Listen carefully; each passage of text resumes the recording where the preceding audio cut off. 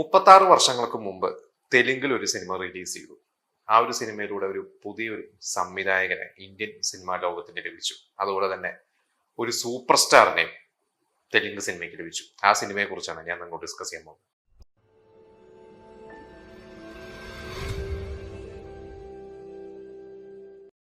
ആന്ധ്രാപ്രദേശിലെ ഒരു ഉൾപ്രദേശത്തിൽ ജനിച്ച് എഞ്ചിനീയറിംഗ് ഒക്കെ ചെയ്ത് നടക്കുന്ന സമയത്ത് ഒരു ചെറുപ്പക്കാരന് ഭയങ്കര സിനിമാ മോഹം തോന്നി.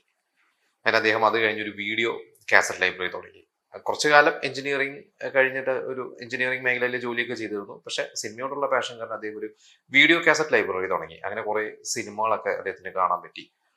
അദ്ദേഹത്തിന്റെ അച്ഛൻ അവിടുത്തെ അന്നപൂർണ സ്റ്റുഡിയോസിലെ ഒരു സ്റ്റാഫായിരുന്നു. അവിടുത്തെ സൗണ്ട് എഞ്ചിനീയറിംഗ് ഡിപ്പാർട്ട്മെന്റിൽ വർക്ക് ചെയ്തിരുന്നായിരുന്നു. അങ്ങനെ അദ്ദേഹം അവിടുത്തെ അന്നപൂർണ സ്റ്റുഡിയോസിന്റെ ഓണറായ നാഗേഷ് റാവു സാറിന്റെ മകൻ അക്കിനേനി വെങ്കടനായിട്ട് ഒരു സൗഹൃദം ഉണ്ടായത്. ഇത് ഒരു പരിചയം സ്ഥാപിച്ച് ഒരു കഥ പറയാനുള്ള ഒരു അവസരം കിട്ടി. അങ്ങനെ അക്കിനേനി നാഗേഷ് റാവുവിന്റെ മറ്റൊരു മകനായ നാഗാർജുനനെ വെച്ച് ഒരു സിനിമ അദ്ദേഹത്തിന് ഓണാക്കാൻ പറ്റി. ആ ഒരു സിനിമയുടെ പേരാണ് ശിവ. ആ എഞ്ചിനീയറിംഗ് ഒക്കെ കഴിഞ്ഞ് സിനിമാ മോഹം നടന്നിരുന്ന ആ ചെറുപ്പക്കാരൻ, ആ സംവിധായകനാണ് രാം ഗോപാൽ വർമ്മ. ഇപ്പൊ ശിവ എന്ന് പറയുന്ന ഒരു സിനിമ സംഭവിക്കാൻ കുറെ ബുദ്ധിമുട്ടുകൾ അദ്ദേഹം അനുഭവിച്ചിട്ടുണ്ട്. കാരണം രാം ഗോപാൽ വർമ്മയ്ക്ക് ഒരു വേറൊരു എക്സ്പീരിയൻസോ കാര്യങ്ങളോ ഒന്നുമില്ല, ഒരു സിനിമയുടെ മറ്റ് എക്സ്പീരിയൻസുകളൊന്നുമില്ല.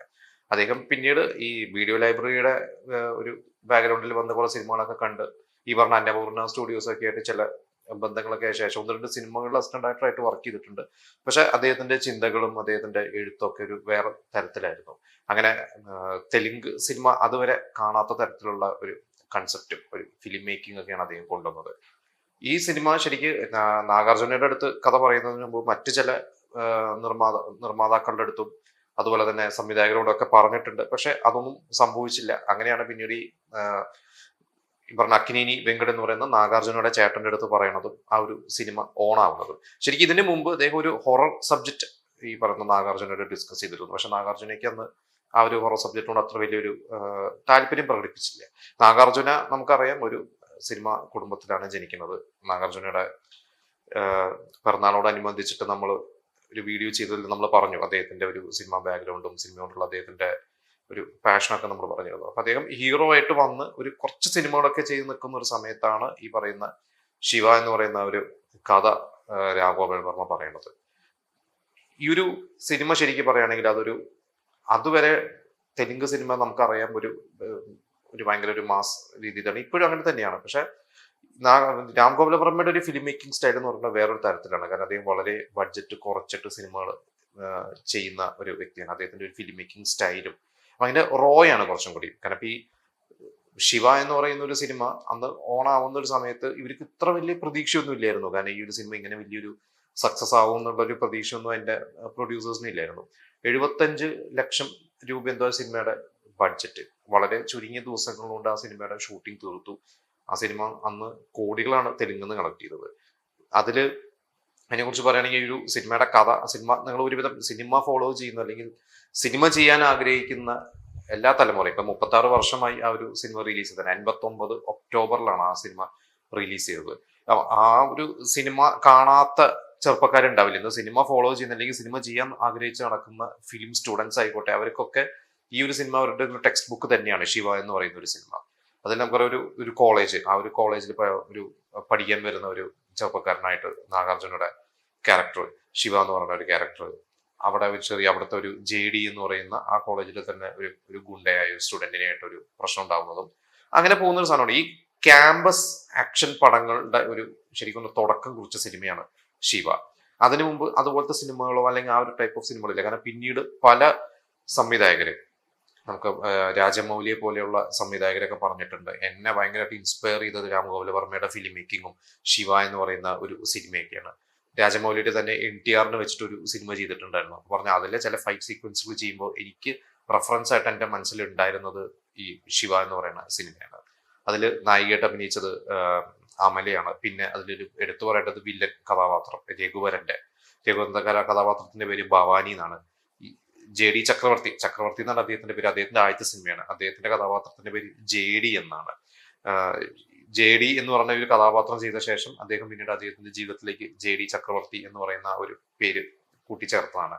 ഈ ഒരു സിനിമ അന്ന് തമിഴിൽ ഡബ് ചെയ്തിട്ടുണ്ടായിരുന്നു. തമിഴിൽ ഉദയം എന്നായിരുന്നു തോന്നുന്നു തമിഴിൽ ഡബ് ചെയ്ത അതിന്റെ പേര്.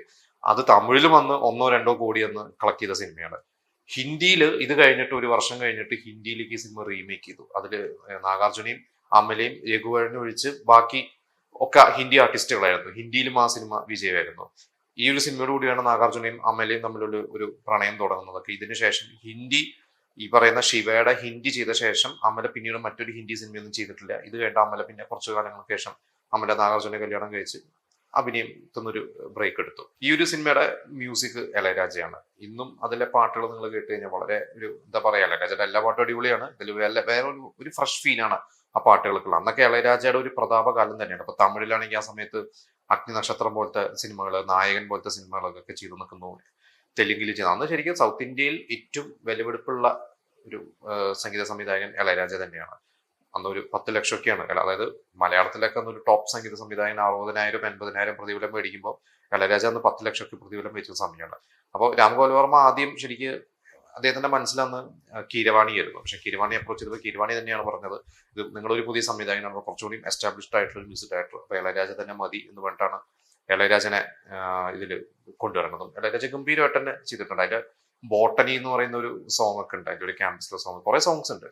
ആ ബോട്ടണി എന്ന് പറഞ്ഞ സോങ് ഒക്കെ ഇന്നും എനിക്ക് തോന്നുന്നു പല റീൽസിലൊക്കെ കേൾക്കാറുണ്ട്.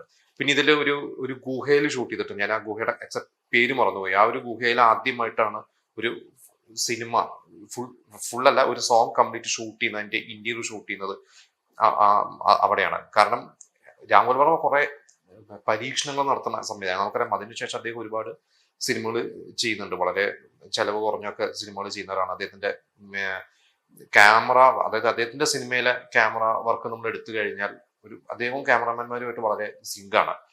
അപ്പോൾ ആ ഒരു ശൈലി പിന്തുടർന്നാണ് പിന്നീട് ഒരുപാട് സംവിധായകർ ബോളിവുഡിലും തെലുങ്കിലും ഒക്കെ പിന്നീട് ഒരുപാട് സംവിധായകർ സിനിമ ചെയ്തിട്ടുള്ളത്. ഈ ശിവ എന്ന് പറയുന്ന സിനിമയുടെ കഥ പറയാൻ രാംഗോപാൽ വർമ്മ നാഗാർജുനയുടെ പോയപ്പോൾ ആദ്യം പറഞ്ഞൊരു ഹൊറർ സബ്ജക്റ്റ് ഉണ്ട്, ഞാൻ നേരത്തെ പറഞ്ഞിരുന്നു. അന്ന് നാഗാർജുന അത് വേണ്ട എന്ന് പറഞ്ഞ് മാറ്റിവെച്ച ആ സിനിമ പിന്നീട് രാംഗോപാൽ വർമ്മ തന്നെ രേവതീനെ സെൻട്രൽ ക്യാരക്ടറാക്കിയിട്ട് ചെയ്തിരുന്നു. രാത്രി എന്നായിരുന്നു ആ സിനിമയുടെ പേര്. അതിങ്ങനെ ഭയങ്കര ബ്ലോക്ക് ബസ്റ്റർ ഒന്നല്ല, പക്ഷെ അതും അത്യാവശ്യം നല്ലൊരു സിനിമയായിരുന്നു. തരക്കേടില്ലാതെ നിർമ്മാതാവിന് നഷ്ടം വരുത്താത്ത ഒരു സിനിമയായിരുന്നു അത്. ഇപ്പൊ ഇതില് കഥാപാത്രങ്ങളുടെ പേര് ഞാൻ പറഞ്ഞു. ഇപ്പൊ ശിവ, അതുപോലെ തന്നെ വില്ലന്റെ ഭവാനി, JD ചക്രവർത്തിയുടെ JD എന്നൊക്കെയാണ്. ഈ ക്യാരക്ടേഴ്സിന്റെ പേരുകൾ നമ്മൾ ഈ അടുത്തും കണ്ടിട്ടുണ്ട്. മാസ്റ്റർ എന്ന് പറയുന്ന ഒരു സിനിമയിൽ ശ്രദ്ധിച്ചു കഴിഞ്ഞാൽ അതില് ഹീറോയായ വിജയുടെ ക്യാരക്ടറുടെ പേര് JD എന്നും വിജയ് സേതുപതി ചെയ്ത വില്ലൻ ക്യാരക്ടറിന്റെ പേര് ഭവാനി എന്നാണ്. അത് എനിക്ക് തോന്നുന്നു ലോകേഷ് ചിലപ്പോൾ രാംഗോപാൽ വർമ്മയോടുള്ള ഒരു ആരാധനയും അല്ലെങ്കിൽ ഒരു ശിവ എന്ന് പറയുന്ന ഒരു സിനിമയോടുള്ള ആരാധനയുടെ പുറത്തൊക്കെ ചെയ്തതായിരിക്കാം. ഒരുപാട് പേര് ഇപ്പൊ ഇന്നത്തെ ജനറേഷനിലെ ഒരുപാട് നടന്മാർക്കും സംവിധായകർക്കും ഒക്കെ ഈ രാംഗോപാൽ വർമ്മയും അതുപോലെ തന്നെ ശിവ എന്ന് പറയുന്ന ഒരു സിനിമയൊക്കെ അവർക്ക് വളരെ ഫേവറേറ്റ് ആണ്. കാരണം കാർത്തി പറഞ്ഞിട്ടുണ്ട്, കാർത്തി നാഗാർജുനയുടെ വലിയ ഫാനാണ്. അതിൽ ശിവ എന്ന് പറയുന്ന ഒരു സിനിമ നാഗാർജുനയായിട്ട് പിന്നീട് കാർത്തി സിനിമ ചെയ്തിട്ടുണ്ട്, നമുക്കറിയാം, നമ്മൾ കണ്ടിട്ടുണ്ട്.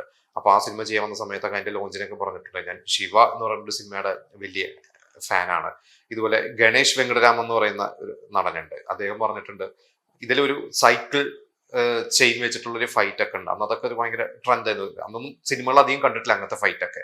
അതെനിക്ക് തോന്നുന്നു രാംഗോപാൽ വർമ്മ തന്നെയാണ് ആ ഫൈറ്റിനൊക്കെ കൊറിയോഗ്രാഫി ചെയ്തത്. അദ്ദേഹത്തിന്റെ മനസ്സിൽ ഫുൾ വിഷ്വൽസ് ഉണ്ട്. അതായത് ഒരു ഫൈറ്റ് കൊറിയോഗ്രാഫി വരെ അദ്ദേഹം സംവിധായകരൊന്നും ഒന്ന് അങ്ങനത്തെ ഒരു ട്രെൻഡ് കൊണ്ടുവന്നിട്ടില്ല. പക്ഷെ രാംഗോപാൽ വർമ്മയുടെ മനസ്സിൽ ആ ഒരു ഫൈറ്റിൽ വേണ്ട എല്ലാ സ്റ്റെപ്പും അദ്ദേഹത്തിന് മനസ്സിലുണ്ട്. അപ്പൊ ആ ഒരു സൈക്കിൾ ചെയിൻ ഗണേഷ് വെങ്കടരാമൻ പറഞ്ഞിട്ടുണ്ട്, ഞാൻ സ്കൂളിൽ പഠിക്കുന്ന സമയത്ത് ഇതുപോലെ തന്നെ സൈക്കിൾ ചെയിൻ ഊരി കൊണ്ടുവന്നിട്ടുള്ള അങ്ങനെ ഒരു എന്താ പറയാ ഒരു ഹരമായിരുന്നു അന്നത്തെ ചെറുപ്പക്കാർക്കൊക്കെ. ആ സൈക്കിൾ ചെയിൻ എനിക്ക് തോന്നുന്നു പിന്നീട് JD ചക്രവർത്തിയുടെ കയ്യിലാണ്, അദ്ദേഹം അത് സൂക്ഷിച്ചു വെച്ചിട്ടുണ്ട് എന്നൊക്കെ ഞാൻ അവിടെ വായിച്ചിട്ടുണ്ട്. ഗോപാല റെഡ്ഡി എന്ന് പറയുന്ന ഒരു ക്യാമറാമാനാണ് ഈ ഒരു സിനിമാറ്റോഗ്രാഫി ചെയ്തത്. അന്ന് തെലുങ്ക് സിനിമകളൊക്കെ അധികം പരിചിതമല്ലാത്ത ഒന്നായിരുന്നു സ്റ്റഡി ക്യാം. അപ്പോൾ ഇതിനു വേണ്ടി മദ്രാസ് എന്നൊക്കെ സ്റ്റഡി ക്യാം ഒക്കെ കൊണ്ടുവന്നിട്ടാണ് ഈ ഒരു സിനിമയിൽ യൂസ് ചെയ്തത്. അന്ന് സ്റ്റഡി ക്യാം ഓപ്പറേറ്റ് ചെയ്യാൻ വന്ന ഒരു ടീമിൽ ഉണ്ടായിരുന്ന ആളായിരുന്നു പിന്നീട് പ്രശസ്ത ക്യാമറമാനും സംവിധായകരും ഇപ്പോൾ നടനും ഒക്കെ തീർന്ന രാജീവ് മേനോൻ.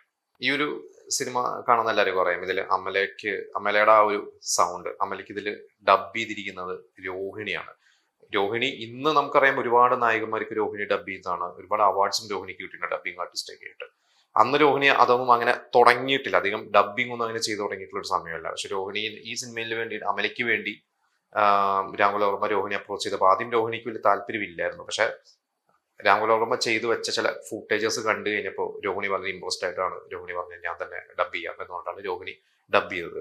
അതുപോലെ തന്നെ അമലേനെ കൺവിൻസ് ചെയ്യിപ്പിക്കാൻ വേണ്ടിയിട്ട് ഈ സ്ക്രിപ്റ്റ് ഒക്കെ ആയിട്ട് പോയ സമയത്ത് അമല പറഞ്ഞത് അതുവരെ ഇതുപോലെ ഒന്നും എനിക്ക് സ്ക്രിപ്റ്റ് ആരും പറഞ്ഞു തന്നിട്ടില്ല. അമല ഓർമ്മ ഷോർട്ട് ബൈ ഷോർട്ടാണ് അമലയ്ക്ക് പറഞ്ഞു കൊടുത്തത്. അങ്ങനെ അമല പിന്നീടും അഭിനയം നിർത്തിയ ശേഷം ഒരുപാട് ഇന്റർവ്യൂസിൽ അമല എപ്പോഴും അഭിനയിച്ച സിനിമകളെ കുറിച്ച് പറയുമ്പോൾ അതിലെപ്പോഴും ഒരു ടോപ്പ് 3 എടുത്തു കഴിഞ്ഞാൽ അതിലെപ്പോഴും ശിവ ഉണ്ടാവും. ഈ ഒരു ശിവ പിന്നീട് ഒരുപാട് തവണ റിലീസ് ചെയ്തിട്ടുണ്ട്. ഇപ്പോ ഈ അടുത്ത് കൂലി ഒരു സിനിമയൊക്കെ ഇറങ്ങിയ ശേഷം അല്ലെങ്കിൽ അതിന്റെ ഒരു സമയത്തൊക്കെ നാഗാർജുന വീണ്ടും 4K വീണ്ടും റിലീസ് ചെയ്യാൻ പോകുന്നു എന്നൊക്കെ പറഞ്ഞിട്ടൊക്കെ പോസ്റ്റുകളൊക്കെ ഉണ്ട്. അപ്പൊ എനിക്ക് ഉറപ്പാണ് ആ സിനിമ വീണ്ടും ഇറങ്ങിക്കഴിഞ്ഞാലും എന്തായാലും അതൊരു ഒരു 80s കോളേജിലൊക്കെ പഠിച്ചിരുന്നവരായി അവർക്കൊക്കെ ഇപ്പോഴും ഭയങ്കര ഹരമാണ്. കാരണം അവരൊക്കെ 80s കോളേജിൽ പഠിച്ചിരുന്നവരൊക്കെ ചിലപ്പോൾ ഇന്നൊരു 50 വയസ്സിനൊക്കെ മുകളിൽ പ്രായമുള്ളവരൊക്കെ ആയിരിക്കും. പക്ഷെ അവരൊക്കെ എന്തായാലും അവർക്കൊക്കെ ഭയങ്കര ഹരമാണ് ഈ ഒരു സിനിമ എന്ന് പറഞ്ഞത്. ഇപ്പൊ ഷോലെ എന്ന് പറയുന്ന സിനിമയെ കുറിച്ച് നമ്മൾ ഒരിക്കലും പറഞ്ഞു. ഷോലെ 70s ഇറങ്ങിയതാണ്. അന്ന് കോളേജിൽ പഠിച്ചിരുന്നവരൊക്കെ ഷോലെ എത്ര തവണ റിലീസ് ചെയ്ത് കഴിഞ്ഞാലും ഇപ്പോൾ നമ്മൾ കേരളത്തിൽ റിലീസ് ചെയ്ത് കഴിഞ്ഞാലും ഇവിടെ എറണാകുളത്ത് ലുലുമാളിലൊക്കെ അന്ന് ഫുള്ളായിരിക്കും. അത് ആ ഒരു ഓഡിയൻസ് ഉണ്ടാവും അതിന്. അതേപോലെ തന്നെയാണ് ഈ ശിവ എന്ന് പറയുന്ന ഒരു സിനിമ. ഈ ശിവനെ കുറിച്ച് ഒരു ഡോക്യുമെന്ററി 25 വർഷങ്ങൾക്ക് ശേഷം ശിവ റിലീസ് ചെയ്ത് 25 വർഷങ്ങൾക്ക് ശേഷം ശിവനെ കുറിച്ച് ഒരു ഡോക്യുമെന്ററി രാമകോല വർമ്മ ചെയ്തിരുന്നു. ഇതിലുമായി ബന്ധപ്പെട്ട എല്ലാവരും അതിൽ സംസാരിച്ചിട്ടുണ്ട്. പിന്നെ ഇതിന്റെ ഒരു സെക്കൻഡ് പാർട്ട് എന്ന രീതിയിൽ നാഗാർജുനയ്ക്കൊരു ആഗ്രഹം നാഗാർജുന പറഞ്ഞിട്ടുണ്ട്. അതായത് അതിലെ നാഗാർജുനയുടെ കഥാപാത്രം ശിവ അമലനെ കല്യാണം കഴിച്ചൊക്കെ ഉള്ളൊരു ലൈഫാണ്. അപ്പൊ അത് കഴിഞ്ഞ് വർഷങ്ങൾ കഴിഞ്ഞു ഇവരുടെ പ്രസന്റ് ലൈഫ് കാണിക്കണം. അപ്പൊ നാഗാർജുനയുടെ മക്കളായ നാഗചൈതന്യനെയും അഖിലക്കിനെയും ഒക്കെ വെച്ച് അഭിനയിക്കാൻ അവരെയൊക്കെ ഉൾപ്പെടുത്തി ഇവർ 4 പേരെയും ഒരു ഫാമിലിയായിട്ട് ഉൾപ്പെടുത്തിയിട്ട് ഒരു സിനിമയൊക്കെ ചെയ്യാൻ പറ്റുമോ എന്നൊക്കെ രാമകോല വർമ്മയുടെ അടുത്ത് ഡിസ്കഷനൊക്കെ നടന്നിട്ടുണ്ട്. പക്ഷെ അത് സംഭവിച്ചില്ല. രാമകോല വർമ്മ ഇതിനു ശേഷം ഇത് റീമേക്ക് ചെയ്തിട്ടുണ്ടായിരുന്നു ഹിന്ദിയിൽ 2007 ഒരു വേറൊരു നടനെ വെച്ച് ചെയ്ത. പക്ഷെ അത് അത്ര വലിയ ക്ലിക്കായില്ല. പിന്നെ എന്തൊക്കെ പറഞ്ഞാലും ശിവ എന്ന് പറയുന്ന സിനിമ ഇന്നും ഫ്രഷാണ്. കാരണം അതിലെ ഫൈറ്റ് ആയിക്കോട്ടെ, അതിന്റെ സോങ്സ് ആയിക്കോട്ടെ, അതിലെ ഒരു മാസ് സീൻസ് ആയിക്കോട്ടെ, രഘുവരന്റെ സീൻസ്, അങ്ങനെ ഭയങ്കര ലൗഡായിട്ടുള്ള ഒരു സിനിമയോ ലൗഡായിട്ടുള്ള സീൻസോ ഡയലോഗ്സോ ഒന്നുമല്ല. പക്ഷെ കണ്ടു കഴിഞ്ഞാൽ കൈയടിക്കുന്ന കോരിത്തിരിപ്പിക്കുന്ന സീൻസ് ഒക്കെയാണ്. ഇത് ഇപ്പോഴും നിങ്ങൾ കണ്ടിട്ടില്ലെങ്കിൽ എന്തായാലും മസ്റ്റായിട്ട് കാണണം. എന്തായാലും കണ്ടവർ നിങ്ങളുടെ മെമ്മറീസ് നമ്മളോട് ഷെയർ ചെയ്യാം. എനിക്ക് ഉറപ്പാണ് നിങ്ങൾ എല്ലാവരും റിപ്പീറ്റ് ആയിട്ട് കണ്ടിട്ടുണ്ടാവും. അപ്പോൾ അതിനെക്കുറിച്ചുള്ള നിങ്ങളുടെ അഭിപ്രായങ്ങൾ നിങ്ങൾ നമ്മളോട് ഷെയർ ചെയ്യാം.